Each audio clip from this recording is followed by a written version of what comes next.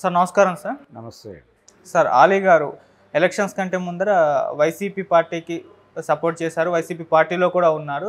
తర్వాత election results తర్వాత బయటకు వచ్చేసారు పార్టీ నుంచి. అయితే అప్పటి నుంచి కూడా ముందు నుంచి అంటే పవన్ కళ్యాణ్ గారితో ఆలీ గారికి మధ్య విభేదం అయితే స్టార్ట్ అయింది సార్. చిన్న గొడవలు, మాటలు యుద్ధం, ప్రెస్ మీట్లు కూడా ఎన్నో పెట్టారు. అయితే ఇప్పుడు లేటెస్ట్గా ఆలీ గారు పవన్ కళ్యాణ్ గారికి దగ్గర అయ్యే ఒక ప్రయత్నం చేస్తున్నట్టుగా తెలుస్తుంది సార్. నిన్న ఈవెంట్లో ఒక ఎర్ర కండవ పట్టుకొని దీని ప్రత్యేకత ఏంటో అందరికీ తెలిసే అని పవన్ కళ్యాణ్ గారు అభిమానులు చూపిస్తూ ఆయన చేసిన కామెంట్ చూస్తే ఎలాగోలా పవన్ కళ్యాణ్కి దగ్గర అవ్వాలి అన్న ప్రయత్నం అయితే ఆయన చేస్తున్నట్టు తెలుస్తుంది. మరి దగ్గర అవకాశాలు కనిపిస్తున్నాయా? పవన్ కళ్యాణ్ ఫ్యాన్స్ ఆయన్ని యాక్సెప్ట్ చేసే అవకాశం ఉందా? మీరేం చెప్తారు సార్? ఓజీలో నటిస్తున్నాను నేను అని కూడా చెప్పాడు కదా ఆయన. ఓజీలో నటిస్తున్నాను, అదే నిర్మాతలు తీసినటువంటి సినిమాకి ప్రమోషనల్ ఈవెంట్కి తాను వచ్చాడు. అవును, ఏది సరిపోదా శనివారం అనే సినిమా వచ్చి ఆయన నానిని ఆశీర్వదిస్తూ సినిమా హిట్ అవుతుందని చెబుతూ దాని కంటిన్యూషన్లో ఆయన ఆ సినిమా ప్రస్తావన కూడా చేశాడు. ఓజీ ప్రస్తావన కూడా చేసి కొంచెం అభిమానులను అలరించే ప్రయత్నంలో ఆయన ఈ ఎర్రకండువా ప్రదర్శనలు అవి చేశాడు. అవును. అయితే వాళ్ళిద్దరి మధ్య వివాదం, ఆయన పొలిటికల్గా పార్టీ వ్యవహారం, ఆయన ఒక సీట్ అడిగాడు ఈయన్ని, పవన్ కళ్యాణ్ని. ఆయన ఇస్తానన్నాడు. నరసరావుపేట ఆ ఏరియాలో ఏదో సీట్ అడిగాడు ఆయన. ఆ సీటు ఇస్తాను అని తాను చెప్పినట్టుగా పవన్ కళ్యాణ్ గారు తర్వాత చెప్పాడు. అయితే ఈలోపు అక్కడ ఏదో జరిగింది, సంథింగ్ పొత్తులకు సంబంధించి ఏదో జరిగింది. ఈయన వేరే నిర్ణయం తీసుకుని వైసీపీ వైపు వెళ్ళాడు. ఇలా ఆయన ప్రయాణం వైసీపీ వైపు జరిగింది. ఆ సందర్భంగా మొదట ఈ వివాదానికి అగ్గిపుల్ల వేసినవాడు పవన్ కళ్యాణ్. ఆయన కొంతమంది మనుషులు చాలా విచిత్రంగా ప్రవర్తిస్తారు, మనతో ఉన్నట్టుగానే ఉంటారు, అలా పక్కకెళ్ళిపోతారు, ఇంకో చోట అకామిడేట్ అయిపోతారు అని ఆలీ గురించి మాట్లాడాడు. మనం వాళ్ళకు చాలా సహకారాలు చేస్తాము, అవన్నీ తీసుకుంటారు, మళ్ళీ ఇలా చేస్తారు అని కూడా అన్నాడు ఆయన. దానికి ఈయన ఒక వీడియో చేసి, నా జీవితం మీరు వచ్చే నాటికే నేను సినిమాల్లో నాకంటూ ఒక చోటు సంపాదించుకుని ఉన్నాను, కాబట్టి మీరు నాకు సహకరించింది ఎక్కడ, నా ఎదుగుదలకు దోహదపడింది ఎక్కడ, నేను వచ్చింది ఎప్పుడు, మీరు వచ్చింది ఎప్పుడు అని ఒక కంపారిటివ్ స్టడీ చేసి దాని ఆధారంగా ఆయన ఒక వీడియో చేసి, నా కష్టంతో నేను ఎదిగాను, నా తిప్పలేవో నేను పడ్డాను, మీరు చెప్పిన పొలిటికల్ వ్యవహారం కూడా నాకు అక్కడ సఫకేషన్గా అనిపించి దారి మార్చాను, అక్కడ నాకు గాలి ఆడలేదు, ఆడకపోవడానికి కారణాలు ఏమిటో మీకు తెలుసు, అది మీరు బయటకు మాట్లాడలేకపోవచ్చు, అది మీ సమస్య, దాన్ని ఎందుకు మీరు ఇష్యూ చేస్తున్నారు, నా గురించి మాట్లాడాల్సిన అవసరం ఏమిటి అని మాట్లాడాడు. ఆ ఆర్గ్యుమెంట్లో తప్పేం లేదు. అలీ కాదు వాంటెడ్గా ఈ వివాదాన్ని రెచ్చగొట్టినవాడు పవన్ కళ్యాణ్, ఎజెండాలోకి తీసుకొచ్చినవాడు పవన్ కళ్యాణ్. ఇప్పుడు పవన్ కళ్యాణ్ అభిమానులు ఆలీని యాక్సెప్ట్ చేస్తారా లేదా అంటే చేయట్లేదు అనేది ఫ్యాక్ట్. ఆయన వైఎస్ఆర్సీపీలో చేరటం మాత్రమే కాదు, ఆ సందర్భంగా కొన్ని మాటలు మాట్లాడాల్సి వచ్చింది, మాట్లాడాడు. అవతల పార్టీ అంటే ఒక పార్టీలో ఉన్నవాడికి అవతల పార్టీ వాడు ప్రతిపక్షమే కాబట్టి యుద్ధమే ఉంటుంది. అక్కడ యుద్ధం చేయకపోతే ఏం జరుగుతుందో అందరికీ తెలుసు. చిరంజీవి గారు ప్రజారాజ్యం పార్టీ పెట్టినప్పుడు ఆయన సీరియస్ క్రిటిసిజం పెట్టలేదు ఎవరి మీద, చంద్రబాబు మీద పెట్టలేదు, వైఎస్ రాజశేఖర రెడ్డి మీద పెట్టలేదు. ఇద్దరు వాళ్ళ పద్ధతుల్లో వాళ్ళు బాగానే చేశారు అంటూ ఇంకొంచెం బెటర్మెంట్ కోసం నేను వచ్చాను అన్నాడు ఆయన. అది నడవలేదు. అంటే అందరి వాడిగా తనని తాను ప్రొజెక్ట్ చేసుకోవడం అనేది వదిలేసి యుద్ధం చేయాలి. ఆ యుద్ధం చేయకపోవడం అనేది కొంత ఇబ్బంది పెట్టింది ఆయన. తర్వాత నెమ్మదిగా ఆయన ట్రాక్ ఎక్కాడు, కానీ అప్పటికే జరగాల్సిన విధ్వంసం జరిగిపోయింది. పవన్ కళ్యాణ్ కొంత గ్యాప్ని ఫిల్ చేశాడు ఆ రోజున, పంచెలు ఓడదీసి పరిగెట్టిస్తానని. అది చాలా పవర్ ఇచ్చింది ఆ పార్టీకి.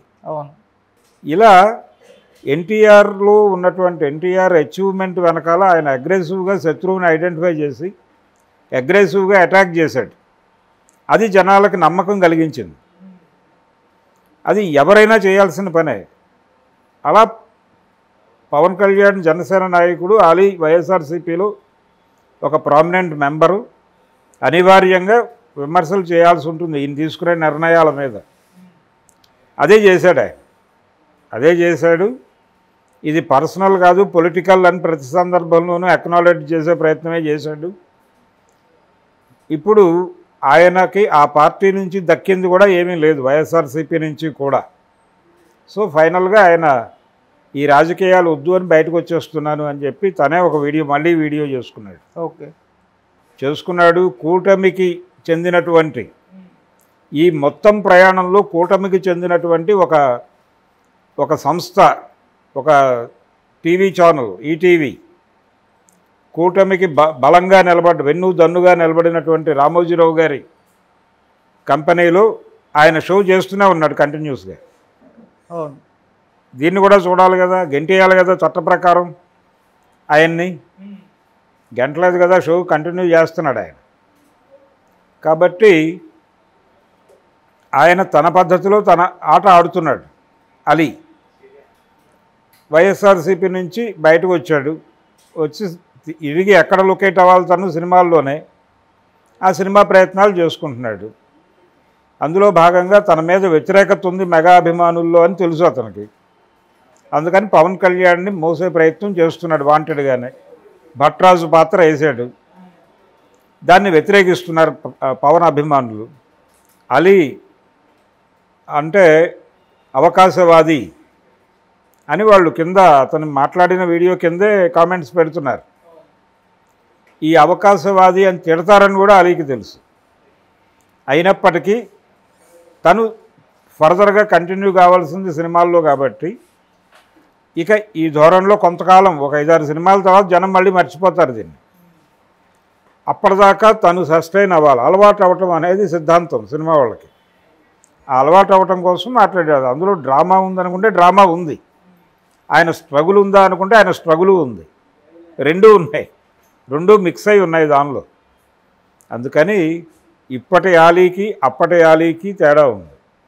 రాజకీయ నాయకుల్లో చాలామంది, చంద్రబాబు నాయుడు గారు అనే పెద్ద మనిషి కాంగ్రెస్ పార్టీ అనే దానిలో ఉన్నప్పుడు ఆయన ఒక అద్భుతమైన ప్రకటన చేశాడు. ఆ రోజుల్లో పార్టీ అధిష్టానం ఆదేశిస్తే మా మామగారి మీద పోటీ చేయడానికి నేను సిద్ధం అన్నాడు కదా. మరి వారే ఇప్పుడు తెలుగుదేశం పార్టీ అధినాయకుడు కదా. అవును. అదేమిటి ఆ రోజు అలా అన్నాడు ఈరోజు ఇలా అన్నాడంటే ఎలాగా? జై మోడీ అన్న 2014లో ముందు ఎన్నికలకి ముందు జై మోడీ అని, ఎన్నికలైపోయిన కొంతకాలానికి నై మోడీ అన్నది కూడా ఆయనే కదా. పవన్ కళ్యాణ్ గారు లోకేష్ చేసినంత దోపిడీ ప్రపంచంలో ఎవరూ చేయలేదు అని 2019 ఎన్నికలకు ముందు మంగళగిరి నియోజకవర్గంలోనే మాట్లాడాడు కదా సాక్షాత్తు. అదే అవినీతి లోకేష్తో ఆయన అంటకాగి మళ్ళీ 2024 ఎన్నికల్లో ప్రచారం చేశాడు కదా. ఏమిటిది డ్యూయాలిటీ అంటే? పొలిటికల్ డ్యూయాలిటీ అలాగే ఉంటుంది. అదే అలీ చేశాడు. అంతకుమించి భిన్నంగా ఏం చేశాడు ఆయన? పవన్ కళ్యాణ్ లోకేష్ని తిట్టలేదు అని చెప్పగలడా? లోకేష్ అవినీతి పరుడు అని చెప్పలేదని అనగలడా? ఆ వీడియోస్ ఉన్నాయి అవైలబుల్గా. చంద్రబాబు పరమ అవినీతి పరుడు అని మాట్లాడలేదా? మరి అదే చంద్రబాబుతో అంటకాగుతున్నాడు కదా ఈ రోజున. అవకాశం అంతే, ఎవరైనా అంతే. ప్రయోజనం అప్పుడు ఎక్కడున్నాం, ఏ వేదిక మీద ఉన్నాం అనే దాన్ని బట్టి ఏం మాట్లాడాలి అనేది కొంత డిసైడ్ అవుతుంది. దీన్ని చూస్తుంటే, ఈ వ్యవహారం చూస్తుంటే నాకు ఒక పాత జోకు గుర్తొస్తుంది. ఒక పొలిటీషియన్ని అంటే ఓ పొలిటికల్ పార్టీని చాలా రెడిక్యూల్గా క్రిటిసైజ్ చేసినటువంటి ఒక నాయకుడు పార్టీ ఓడిపోయిన తర్వాత గెలిచిన పార్టీలో చేరటానికి కదలిక మొదలుపెట్టిన తర్వాత ఆ పార్టీకి సంబంధించినటువంటి జనరల్ బాడీ సమావేశంలో ఇది చర్చకు వచ్చింది. ఫలానా నాయకుడు మన పార్టీలోకి రావాలనుకుంటున్నాడు, ఏమిటి పరిస్థితి అని మొత్తం మూకుమ్మడిగా వ్యతిరేకించారు. మూకుమ్మడిగా వ్యతిరేకించిన తర్వాత అధినాయకుడు సంతకం పెట్టాడు అతన్ని చేర్చుకుందామని. అదేమిటి జనాలందరూ వద్దంటున్నా ఎందుకు చేర్చుకుంటున్నారంటే ఆయన చెప్పాడట. ఏం చెప్పాడంటే, ఇంతమందిలో కోపాన్ని రాజేశాడు అతను, ఇంతమందిలో వ్యతిరేకత రాజేశాడు. అంటే ఏ స్థాయిలో మన పార్టీ మీద విరుచుకుపడి ఉంటాడు అతను ఆ రోజుల్లో. అతన్ని మనం తీసుకొస్తే ఇప్పుడు అవతల పార్టీని కూడా ఈ లెవెల్లో క్రిటిసైజ్ చేస్తాడు కదా. అలాంటి వాడు ఒకడు ఉండాలి మన దగ్గర. వెంటనే అతనికి కబురు పెట్టండి, రేపు వచ్చి జాయిన్ అవ్వమనండి. ఈ లెవెల్లో ఉంటాయి. అందుకని ఆలీకి వచ్చిన ప్రమాదం ఏమీ లేదు. 4 రోజులు పోతే వాళ్ళే అలవాటు పడతారు. ఆయన ఆ ప్రయత్నం చేస్తున్నాడు. ఆయన అవకాశవాది కాదు అని నేను అంటలేదు. ఓకే, ఎవరైనా అవకాశవాదమే. ఆయన ప్రొఫెషన్లో నిలబడాలనుకుంటున్నాడు. ఆ ఏరియాలో పవన్ కళ్యాణ్నో లేకపోతే చిరంజీవినో ఒక మాట అని నిలదొక్కునే పరిస్థితి ఉండదు కాబట్టి ఆయన వేవ్లో వెళ్ళిపోతున్నాడు. ఆ వేవ్లో వెళ్ళాలని డిసైడ్ అయ్యారు. ఇవన్నీ తెలుసు అతనికి. ఇలా తిడతారని తెలుసు, అవకాశవాది అంటారని తెలుసు.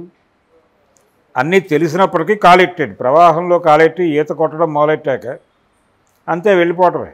మూవ్ ఆన్ థియరీ ప్రకారం వెళ్ళిపోతాడు ఆయన. సార్ అంటే ఇప్పుడు ఆలీ గారు సినిమాల్లోనే ఉండాలి, కాకపోతే సినిమా అవకాశాలు ఆయనకు పెద్దగా లేదు. దొరికిన అవకాశం కూడా డబుల్ స్మార్ట్లో ఆయన్ని చూడడానికి కూడా ప్రేక్షకులకు విసుగొచ్చేసింది.